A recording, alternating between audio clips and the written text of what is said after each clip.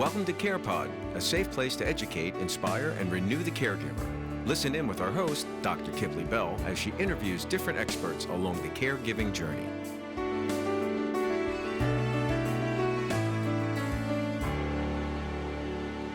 Okay, so today I have a special guest. I am here with Dr. Fayron Epps. It's so interesting how life works, and you are in your respective professional spaces and you come across thought leaders that resonate with you. And her life's work really has resonated with me in this time and season. As many of you know, I'm working this double shift as a clinician and a caregiver to my mom with dementia. And faith, prayer, getting still with God to guide decision making, interaction with families, both personally and professionally, is a deep part of my life and guides my work.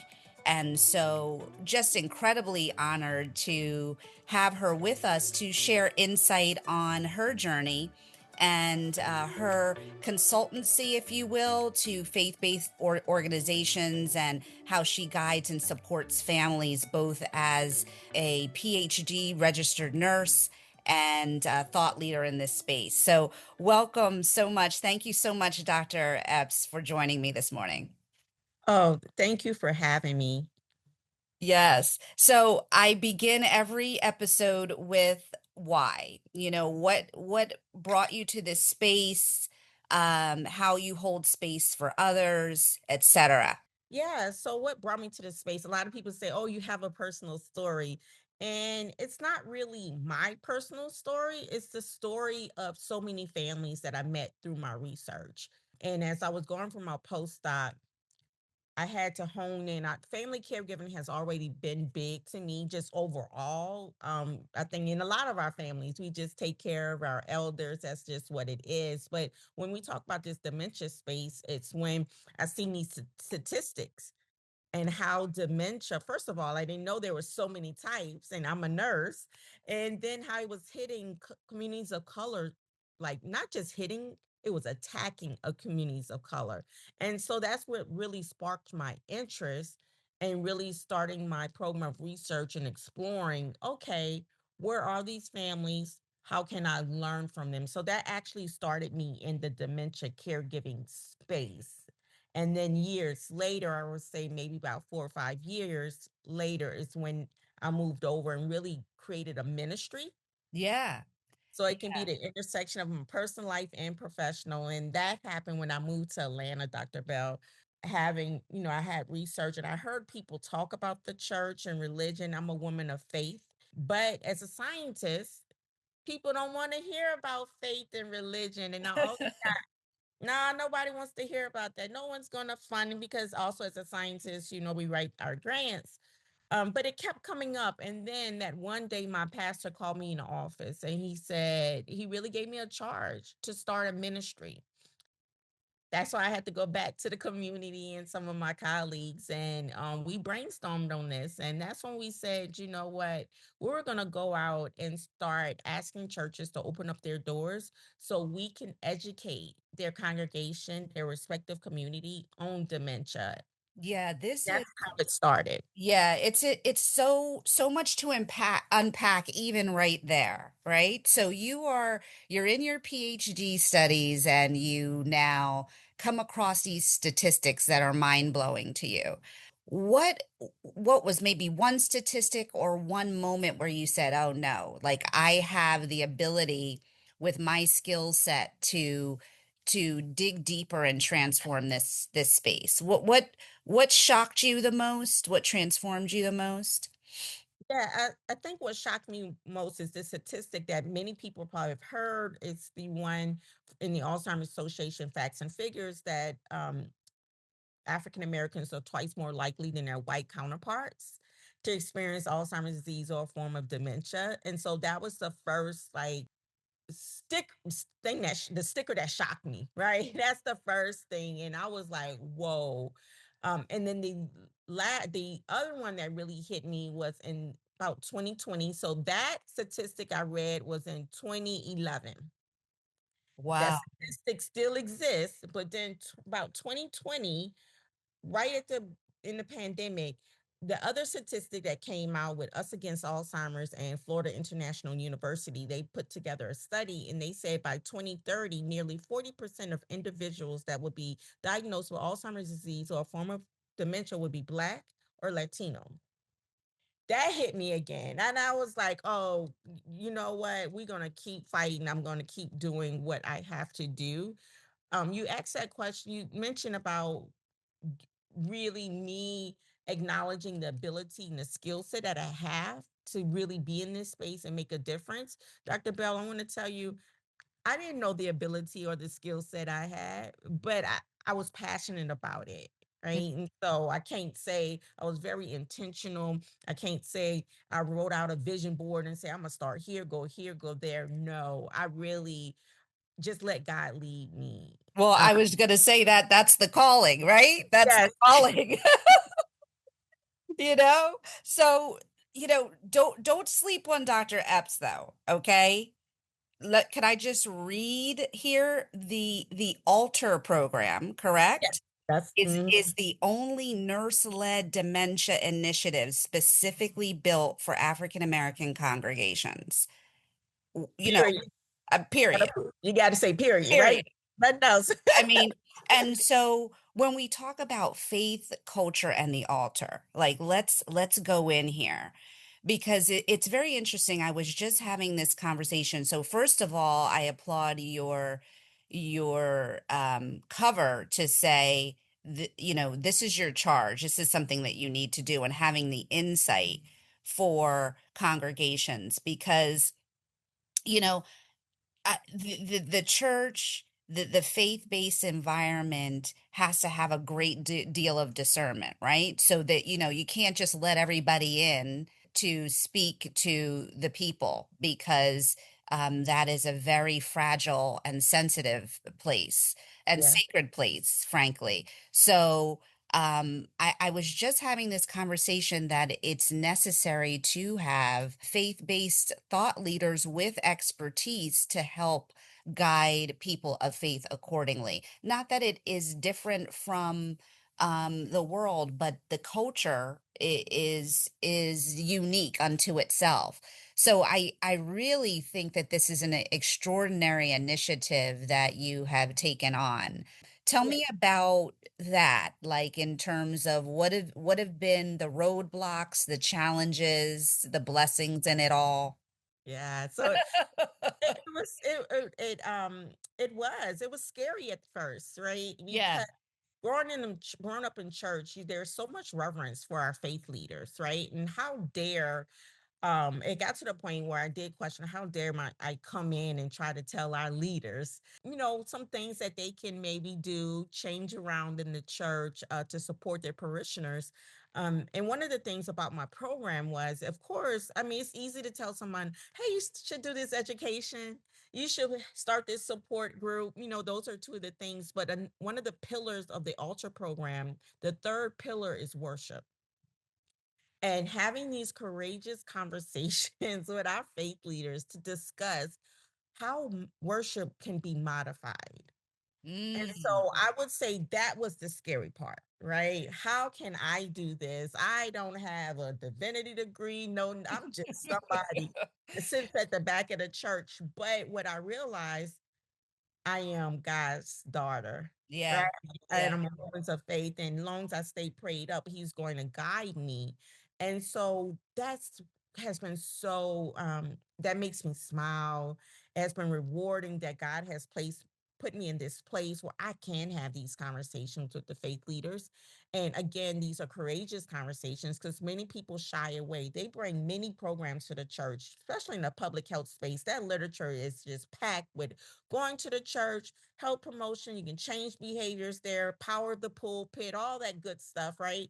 hmm But no one takes it the next step and talk about What are the worship. action plan? Right. Yeah, What's the action action plan? plan, but then worship, hmm right? hmm How especially those with dementia, they still need their spirit fed. Caregivers still need their spirit fed. How can we work with our leaders to modify worship service? What can we do so they can still get to that point? And so that has been, I just thank God for allowing me to be in this space. And I think earlier this year, I was in the Dallas Fort Worth area and I attended church. And so I do pop up at my churches that I partner with. We partner with, last night, we just brought more churches on. So it's about 140 churches now. Uh, Wow. I pop, Wow. yeah, I popped up at a church, but he said something that just hit me. The pastor stood up and he said, I recognize you. You are one of us. And he said, I'm not talking about the color of your skin. You're one of us. And I followed up, and it was saying that I was a person of faith. So that really stood out because many people think that, oh, I identify as Black and African American. It's easy to walk in these churches. They just going to welcome, they're going to accept me. And for him to point out, it's not because you're Black and African American, it's because you're a child of God, Mm, just like us. And that hit me because it made me realize that may be the part where faith communities are really opening up and accepting me, because mm. I'm coming in and I am expressing who I am as a child of God, a woman of faith from the get-go. Yeah. And that is creating that space where they're more welcoming, creating that trusted space.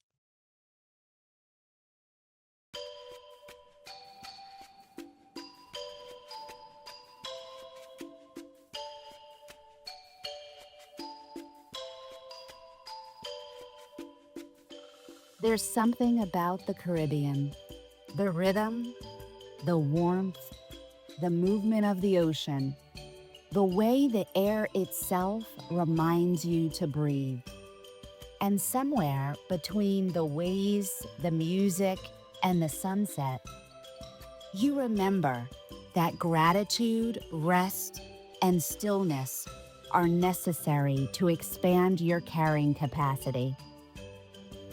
This retreat was created for the stewards, the leaders, the caregivers, the executives, the founders, the creatives, the clinicians, the visionaries, the people responsible for holding organizations, teams, families, businesses, and communities together. This August, we gather in Antigua to unplug from constant demand, to unwind from a non-stop output, to unwrap the clarity, creativity, strategy, vision, and next-level thinking that often remain buried beneath the noise of everyday life. Welcome to Unplug, Unwind, Unwrap, Antigua 2026, a luxury leadership and wellness retreat experience designed for people who spend so much of their lives caring for others. Unforgettable days of oceanfront luxury, meaningful connection, curated experiences, sunset sailing, wellness, reflection, and room to breathe deeply again. Unplug, Unwind, Unwrap. Antigua 2026, August 15th through the 19th. Blue Waters Resort.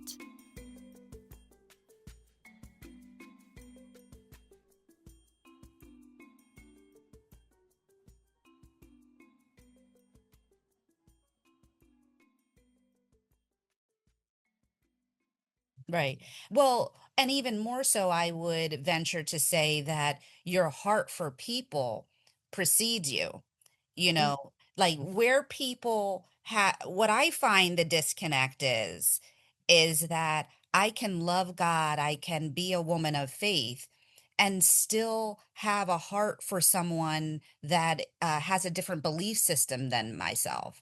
Or mhm, I can, and you know that as a clinician at bedside, you can serve, someone who has deviant behavior or is engaging in lifestyles that you would never begin to understand, et cetera, et cetera. So that is really where faith should, theoretically, right, or practically guide the work. And so it's just, it's extraordinary that you are this initiative, 140 churches. That's remarkable to In go and 27 states over amazing. a year And period. it started from, I'm sure, a long study hall, right? Where you have seen, you're appreciating this deep data and gap that needed to be addressed. So I'm in awe of you in that regard. So let me ask you, what are your modifications? What do you, when you come in, first of all, what's your pitch, right? Hello, said pastor, said bishop, said ministry. What is your pitch for how you want to transform the environment, or suggestions to improve or modify the environment for caregivers and their loved ones? Yeah, I think before I make the pitch, it's so important to uh, understand their level of understanding of dementia. And so it's actually Mm. just starting right there. What is dementia?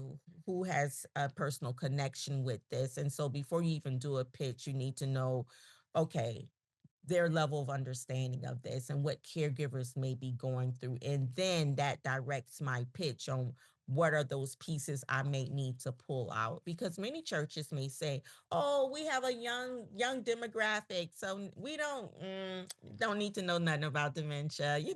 Everybody has their story, and so but that'll allow me to, oh, I need to hone in on how many of these young demographics, young adults, are caring for a parent or a grandparent, right? I was just gonna, you took it out of my mouth. Exactly. When Exactly.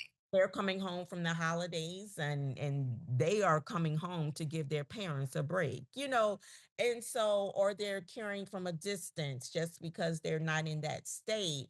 They still can be in their early 30s and supporting their families in some form or fashion. And so, again, once I understand the church, the demographics, the thoughts of the leaders, then I can make the pitch and I can really focus on what's that area. If it may be caregiving, if it may be brain health, or maybe dementia as well, because they may have deacons, deaconess, mothers of the church that are facing this. And then my pitch is going to be really about, okay, how we can support them. Right. Empower But those leaders. Absolutely. yeah, so it all depends. But like I said, Alter has three pillars: education and awareness, supportive programs, and worship. And when I am sharing with them the importance of each one of those pillars, we give examples of things that they may already be doing and just didn't realize how that is helping. Right. And so Yeah. many people have a food pantry. Many people are giving boxes out on Saturdays with food, and understanding how important that is for these family caregivers It's huge. that are really strapped financially, and how they can just put a brochure about brain health or dementia in that food box or in their bag. Just showing them those things that they can be doing. So they're supporting these families, but they're also educating them at the same time. And so, again, each one of our churches, we have an individualized plan that we work with them so they can implement over a 2-year period. Incredible. It's incredible. So tell me, there is a lot of distrust from our community and the healthcare system, frankly. How do you address those disparities? Is it easier as a woman of color? I don't know if it's easier as a woman of color. One of those things, Dr. Bell, is let's just say what it is, right? Yeah, yeah. What it is. So when I'm going in the community and stuff like that, I am not trying to sugarcoat. I'm not trying to tiptoe around any topic or subject. Let's just say what it is. And I Call always it do out. Yeah. call it out. I always do my homework before because I travel all over, right? And so I have to do my homework before, because each community, just because this may be the Black community, every Black community is not the same. And so understanding the context of that community, the history of that community, and just calling it out, addressing it, Hmm. saying what it is. But see Alzheimer's, Alter, and all the other programs that I do. I have Caregiving While Black, all these other research-based programs. I see this as being part of the solution of filling in that gap. Mm-hmm. Mm-hmm. You know, my goal is to build up the capacity of our churches, our faith communities, our places of worship to fill in that gap, for them to truly be seen as a system of dementia care. And so that is my journey. That's why, I'm doing what I'm doing, so I can show my professional network and my colleagues, don't overlook the church, Yeah. right? They Yeah. are a system of dementia care, and I'm giving them the tools. I'm equipping them with the resources and the knowledge so they can get the grants, they can get these other supportive programs and put in place, because they are a trusted place within their community. Right. There's a place of solace and haven and Yes, okay, restoration, frankly. Yes. I get it. yeah. I get it. So, so So, they the healthcare system needs to partner with the churches, which some places they do, but mm, we just need to have that stronger partnership. yes. So when you come in and now you have customized the care plan, if you will, for the organization, how do you help them? You help them therefore get funded for those programs accordingly. What does that look like? Yeah, so as part of this work, we invest in every church, and so contribute at least $1,000 to our faith communities, and sometimes it can be more depending on the structure. And so we're investing in their ministry, and for them to implement these programs, we are connecting them to partners. So our role is to make these national connections. I write the grants so that Incredible. I can pour it into the community. And that's more of the process it has been. I'm making those connections, and then they can receive those funds. So tell me about the current cohort of students, right? So we all hear that, the millennial generation, et cetera, their heart for older adult persons, their reverence is different than how we came up. How do you model what that should look like for up and coming nurse clinicians? Yeah, and I don't think it's just clinicians, just for students overall. We involve them. We have a program called Alter Next Gen, and Mm, so we are being very intentional about recognizing the youth in this space that are in these households, but those that are not and just want to learn about this. And we're investing in them. And so we do an Alter Summit every year, Dr. Bell, in Atlanta. It's usually held in April, Alter Dementia Summit. And one of the pieces is where we bring in youth and we start educating them, not just on brain health, but how to be an entrepreneur, how just to really grow in this space and just be prepared.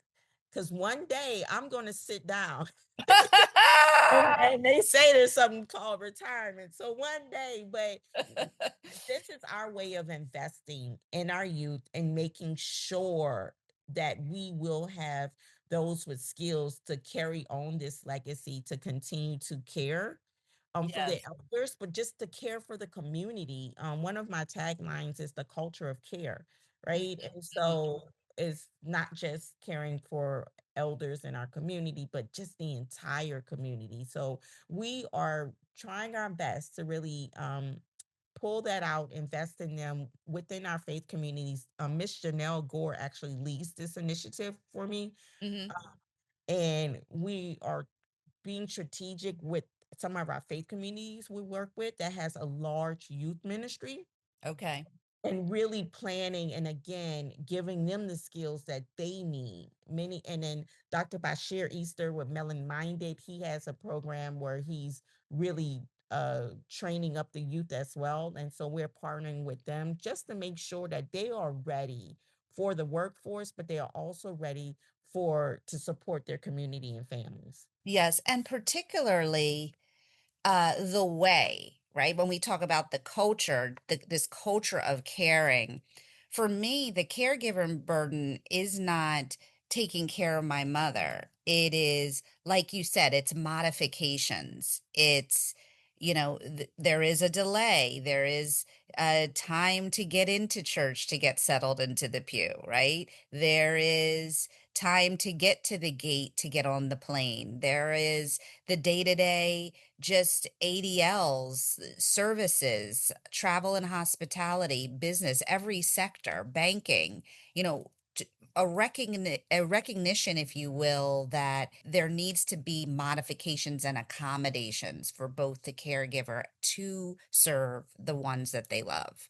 And Yeah. that's where the gap for me creates that burden, because you end up exasperated trying to teach people how to care, or just to take an extra moment, a breath, because more patience is needed in a certain situation. So, yeah.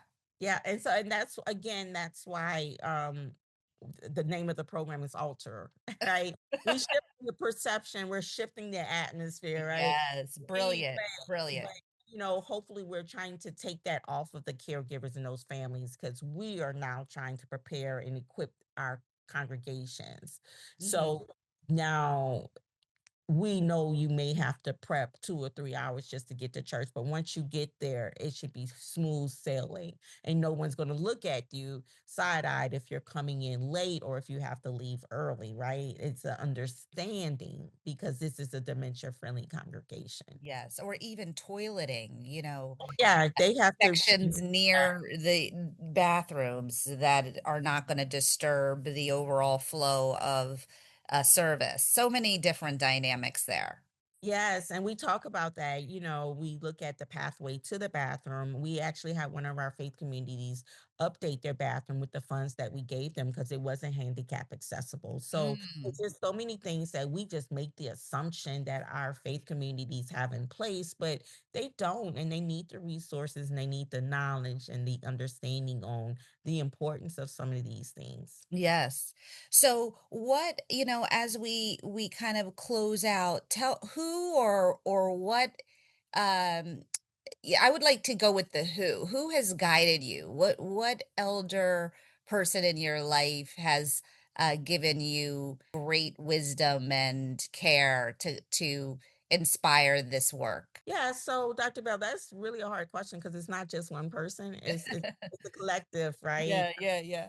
And and in my book, From Faith to Action: My Journey Healing Communities Facing Dementia, I speak about many of those folks throughout my book that have dropped pearls of wisdom that have been there to guide me. So it can be from my family, my mom, or to my close colleagues, to my pastor. So I would not dare say one name without so again, it has been a collective, and I'm just so grateful for every person that has stopped and dropped pearls of wisdom, that have called me at night to share, oh, how to be a female in this space when you're speaking with a lot of male pastors, those things. So every person that I have encountered, God has put in my path, has been really helpful to me on this journey. And so I just thank them, and I always give thanks all the time. Oh, absolutely. Absolutely. Um, one thing that strikes me is when people disconnect themselves from the concept of aging, that this is a path that we're all on. How do you address the 50 something, or the one that sees themselves separate from maybe that age and stage of life, if you will? So meaning that, I'm 50 something, I'm doing my thing. I don't identify with growing old, or understanding that I need to prepare myself for that time and place. In other words, I feel that when you look at your work through that lens, then you're able to put yourself in the shoes of those that are already in that season. Yeah, so I think, Dr. Bell, I really haven't faced that, because Mhm. when I come in a community, it's already prefaced with, okay, this is what we're What talking we're about. doing, yeah. Yeah, and then the attendees and those that are there, they're already come in with a some type of understanding about aging. So I really haven't faced that at all, with all the life groups that I've engaged I haven't faced that. That's refreshing. That's refreshing. So how do we, what are your parting words? How do you encourage our CarePod audience? I want to know, how one would find you. Tell us about your book, your offerings, where an organization can find you if interested in having you come on board to consult on their behalf. Yes, yes. And consult, I like to say partner, y'all. Partner, yeah. To me so we can partner because once we connect, we're in this together, right? It's for the long haul. Mhm. And you all can reach me at info. What is my website? My website is drfayron.com, and that's drfayron.com. And that's where you can learn more about my work. You can also purchase my book, read a little background on the book. And again, it's about my journey. Many people say, well, how did you get here? Some of the questions you asked today, Dr. Bell, Mhm.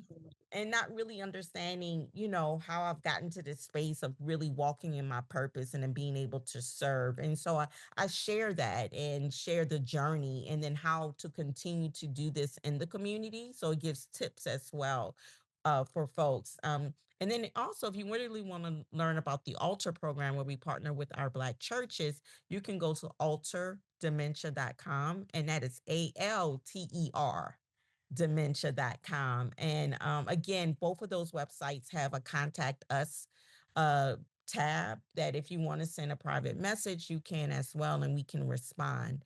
And as we close out, Dr. Bell, I just want to thank you for inviting me here and being able to share some of my journey. And for those that are listening, if you're professional, non-professional, if you're just a caregiver, just someone just, hey, I want to know more about this. I think this is the first step of just learning what exists in this space. And one of the things I just want to ask everybody that's listening is to please share what you may have learned today, whatever it may be. If you learned how to spell my name correctly, then share that. But whatever you have learned today, new insights, please share, because that's one of the things that's hurting many communities. We get stuff and we keep it to ourselves, and we don't share about opportunities, knowledge that we've learned. And then that is ultimately hurting our communities. And at the end of the day, I'm all about healing our communities. So thank you, Dr. Bell. Absolutely. Thank you so much. I mean, the altar, the transformation at the altar proper, Yes. and how we alter the way in which we think about the aging brain and the support of our caregivers, our loved ones, and communities is important work. So I applaud you, and I pray your strength on this journey as well. And I really thank you for being my guest. All right. Thanks.